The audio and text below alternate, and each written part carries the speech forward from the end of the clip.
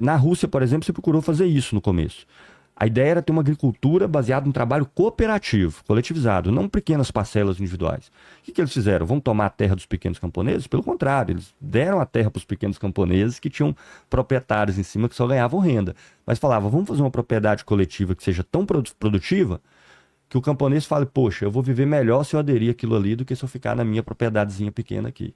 Então o objetivo é fazer essa transição por aí, baseado na vontade de quem vive da sua propriedade. A gente não quer atacar as pessoas que vivem da sua propriedade. A gente quer atacar a pessoa que vive que a propriedade é usada para viver do trabalho alheio. São as empresas que empregam dezenas, centenas de milhares de pessoas, que ganham bilhões e que acumulam em cima do trabalho alheio, e ainda segundo uma lógica do mercado, que é uma lógica completamente irracional, de curto prazo, que não funciona no longo prazo e que cria contradições que produzem crises o tempo todo. Né? Então, sim, o marxismo é uma saída revolucionária, mas não é uma saída institucional. Nós, marxistas, participam de eleições e tudo para fazer propaganda, denunciar o que é o capitalismo, aproveitar o espaço para convencer as pessoas dos limites que existe qualquer saída puramente institucional, meramente para desmoralizar o próprio capitalismo, mas jamais para propor uma saída institucional. Porque o Estado capitalista está dentro dos limites do que é a reprodução e a existência do capitalismo. Não tem como se acabar com o capitalismo com o Estado capitalista sem que ele seja reconfigurado, destruído e reconfigurado. Tá? E a União Soviética, como que aparece? Como que é a Revolução? Sim. E o que tem a ver com Marx, né? Pois é, Vilela, tem tudo a ver com Marx, evidentemente. Como eu falei aqui no começo, né? A União Soviética, inclusive, o Marx só se tornou conhecido depois da Revolução Russa, né? Que vai criar aí a União Soviética. A Revolução Russa começa quando? 1917. 17. Tá. Isso, um ano antes da Primeira Guerra Mundial acabar. Como eu falei, foi ela o principal motivo, O principal motor. o principal motor para que a Primeira Guerra Mundial tivesse acabado. A Revolução Russa, quando ela aconteceu, no início as pessoas não deram muita bola. Elas acharam que isso não ia durar uma semana. Depois de algumas semanas, eles acharam que não ia durar mais do que alguns meses.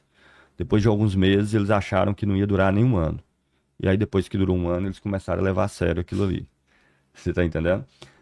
Se acaba com a Primeira Guerra Mundial. Foi uma revolução que não é uma revolução de um partido que vai lá e substitui, fortemente baseada em algo que surgiu em meio ao processo revolucionário, que são soviets, que são conselhos de trabalhadores organizados, no caso, trabalhadores industriais, operários, trabalhadores camponeses no campo e soldados, porque a Rússia estava em guerra. Então, você tinha milhões de pessoas que até outro dia estavam no campo ou nas fábricas e que eram soldados alistados na guerra. São esses conselhos que cria na Rússia, em 17, um duplo poder. Você tem uma revolução muito forte, que surgiu inclusive no Dia Internacional da Mulher, no dia 8 de março, no nosso calendário.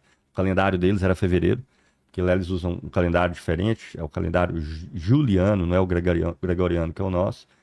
E eles derrubam o czar, que era o autocrata que dominava o imperador da Rússia, para ficar mais fácil de entender. Tá. O czarismo já durava quase um milênio. Só a dinastia Romanov, que é o sobrenome, né, daquela corrente dinástica, já tinha 300 anos. 3 anos antes da Revolução Russa, os Romanov completaram 300 anos e fizeram um desfile por toda a Rússia, com milhares, centenas de milhares de pessoas acompanhando. Os jornais ingleses estiveram lá para verificar e falaram, o czarismo é tão forte que ele tem mais de um século de existência no mínimo. E ele caiu em 1917. Se instalou um governo provisório. E por que ele cai? Ele cai por várias razões. Primeiro, ele entra numa guerra com intenções imperialistas de dominação ainda. A Rússia sofre derrota atrás de derrotas atrás da guerra. Já era um país extremamente obsoleto, com a cadeia produtiva extremamente limitada. A população estava passando fome. E você tinha uma estrutura agrária que 90% das pessoas que viviam nas terras e produziam na terra tinha que pagar renda para as pessoas que eram só os proprietários, que é a estrutura aristocrática. Você tinha Moscou, era sede da aristocracia russa. Eram pessoas que viviam da renda do que era produzido na Rússia inteira. Então você tinha fome, você tinha problema agrário no campo e você tinha uma guerra que estava matando a população inteira praticamente. Então, em meio a esse contexto, um czar que até 3 anos atrás parecia ter um prestígio inabalável, a população na rua, uma revolução extremamente massiva, ele foi derrubado. Se criou um governo de coalizão, você tinha um Estado que tinha liberais lá dentro, tinha organizações marxistas ou próximas lá dentro, e você desenvolveu no meio do processo revolucionário esses conselhos que começaram a gerir o país. O Estado virou um papel só fantoche, praticamente. Esses conselhos geriam o país porque eles organizavam a produção, porque eles encaminhavam, por exemplo, as políticas de guerra. Ele começou a gerir o trabalho que ocorria no campo. O que a Revolução de Outubro fez, que é quando os bolcheviques chegam no poder, foi praticamente dizer o seguinte: ó, nós não precisamos daquele Estado ali. Os soviets é que vão governar o país. Foi uma revolução que tem uma adesão tão grande que ela teve 6 a 8 mortos, segundo a historiografia. Sim. Revolução Russa de 1918. Não teve muita resistência. Não teve resistência. Perfeito. A adesão na população era absoluta e total. Todos eles queriam derrubar o governo provisório, que derrubou o czar, prometendo tirar a Rússia da guerra, prometendo fazer reforma agrária no campo. E veja que reforma agrária no campo, o camponês e a família já estavam na terra e vivia ali desde as suas descendências. Eles só queriam que aquela terra que eles viviam há séculos fossem deles. E não alguém que tinha um título de propriedade que permitia simplesmente extrair renda do trabalho deles ali. Então não fizeram a reforma agrária que prometeram que ia fazer, não acabaram com a guerra, pelo contrário, continuaram na guerra. Então os bolcheviques ganham maioria nos soviets, que eram esses conselhos de trabalhadores que tinham sido formados, ampla maioria, e você tirou o governo provisório, basicamente cercou o governo provisório e ficou esperando o governo se demitir.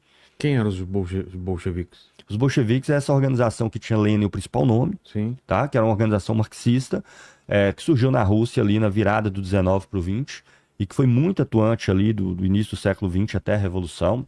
Que tipo de pessoas estavam dentro dele? Todos os tipos, principalmente o setor operário, né? Muito forte em Petrogrado, que era a principal cidade operária russa. Camponeses também? Também. Inclusive, no início do processo, em fevereiro, em junho, por aí, pra você ter uma ideia, os trabalhadores que iam tomar o poder em Petrogrado a todo custo. Nesse caso, os bolcheviques convenceram os trabalhadores a aguentar a mão, porque a gente tem que aumentar a nossa influência no restante do país, no campo e nas outras cidades.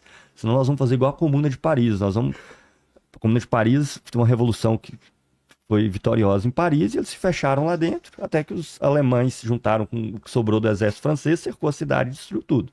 Claro, a gente tem que conseguir espalhar nossa influência para o país todo. Então a revolução foi tão massiva que em outubro de 18 praticamente não há mortes nenhuma, porque o governo caiu sem ter como resistir.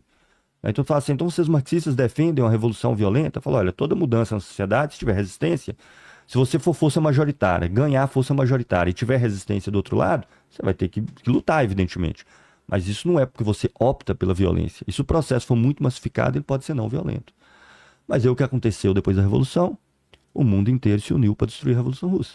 Por quê? Medo de se espalhar por outros países? Com certeza. Isso é tão forte, Vilela, que tem um historiador, isso está no livro do historiador chamado Pierre Brouet, Uma História da Internacional Comunista, tem lá a documentação primária de um historiador que nem marxista era, Marc Ferraud também traz isso. Ele tem um livro, História da Revolução Russa. Um general francês que manda, na Guerra Civil Russa, para destruir aquela revolução, ele começa a mandar vários batalhões do exército francês, manda o primeiro, o segundo, os generais falam, não manda mais não. Manda só dinheiro e técnico, porque a gente está mandando esses franceses lá para dentro, tá tudo virando bolchevique e vai vir aqui para a França para fazer a revolução. Não mande mais exército francês para dentro da Rússia. Né? Era uma época que não tinha essa... as notícias não se espalhavam tão rapidamente. Com certeza. Como que era então para o mundo? Como que eles ficaram sabendo qual que era... O que chegava para eles? Tem uma onda nova, a burguesia está em xeque agora, eu posso perder... Qual que era o medo? O que chegava para os outros países para ter esse medo generalizado de se espalhar? Claro, era calúnia generalizada em toda a mídia, né? No início eles não deram tanta bola, eles eram tratados como louco e de fato as pessoas achavam no mundo inteiro que aquilo não ia durar semanas, que ia acabar rápido. Quando eles viram que isso não ia acontecer, foi uma campanha inteira. Mesma coisa que aconteceu em 71 na Comuna de Paris. Por exemplo, Marx publicou um livro chamado Guerra Civil na França, que é só sobre a Comuna de Paris. O livro, na verdade, é só uma resposta às calúnias, tá? Porque a Comuna funcionou tão bem que com a própria população francesa, a França se tornou tão segura como nunca acontecia antes. Você podia sair qualquer horário e olha que Paris era um lugar perigoso. É tudo descrito pelo Marx, com documentação, com detalhes, na Guerra Civil na França, que quiser ver. Mas era só para responder calúnias. Aí o que é óbvio, ele se ficaram ali em Paris, não se preocuparam com o que estava para fora. Paris foi cercada e o processo foi destruído.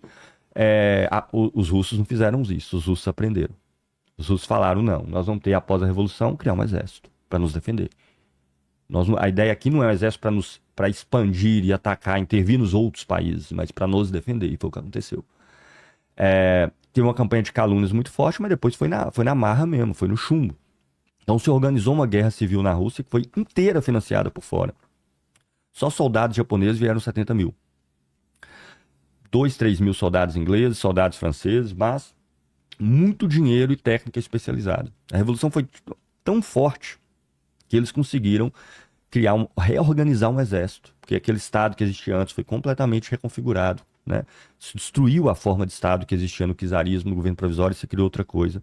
Se criou um exército com milhões de pessoas, com a Europa inteira e o mundo inteiro se voltando como a Rússia, e a Rússia sai vitoriosa dessa guerra. Só que o preço foi muito alto. Ela sai vitoriosa, mas ela sai completamente devastada, destruída. O mundo inteiro atacando a Rússia por todos os lados, né? Batalhões financiados por Inglaterra, por França, quase 100 mil soldados de Japão, Inglaterra, França, vários outros países. Imagina, a indústria militar da Europa inteira contra a Revolução Russa. Mais a Ásia, o Japão. Ainda no meio você tem uma epidemia de gripe espanhola, que foi fulminante, das maior que existiu no século XX. Então ela saiu devastada, com a sua estrutura produtiva toda destruída, com milhões de mortos, a tal ponto de que boa parte daquelas pessoas que participaram ativamente do processo revolucionário em 17 não estavam mais vivas 4 anos depois. Por quê? Porque morreram na Revolução dentro da Rússia? Não, porque morreram na invasão externa que houve em reação à Revolução Russa.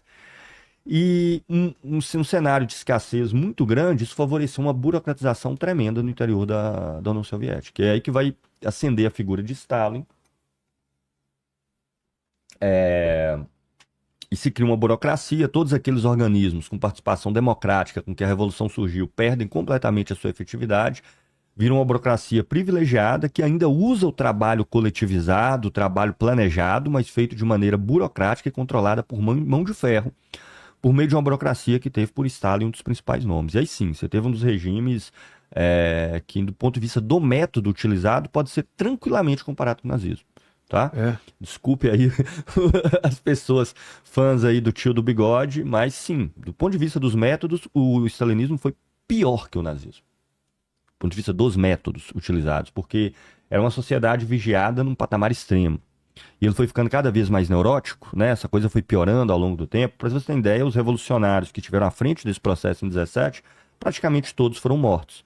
Lenin só não foi morto por Stalin porque ele morreu antes. Ele teve um derrame em 22 e sobreviveu até janeiro de 24. A própria esposa do Lenin, a Krupskaya, ela diz nos anos 30 que teve o fuzilamento de boa parte da geração de revolucionários, 17, ela fala, se Lenin tivesse sobrevivido, provavelmente ele estava sendo fuzilado agora. Sim. Então houve